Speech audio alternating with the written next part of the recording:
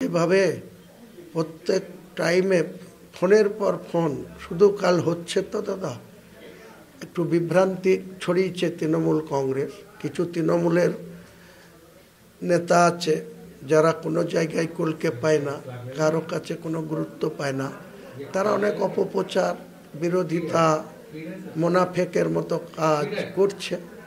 এর জন্য কিছু লোক বিভ্রান্তি হচ্ছে।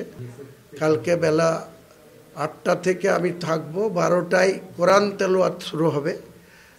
2 ঘন্টা কোরআন তেলাওয়াতের মধ্যেই ভিত্তি স্থাপন হয়ে যাবে, তারপরে চ্যাপ্টার ক্লোজ। এখন চুপচাপ করে মানুষের উন্নয়নের জন্য গুরুত্ব দেব। রাজ্যের যে সরকার আছে সেই সরকারের পুলিশের একটা অংশ, বিশেষ করে বেলার অফিসগুলা যেভাবে লুটের কারবার চালাচ্ছে, তাদের বিরুদ্ধে রাস্তায় নামব।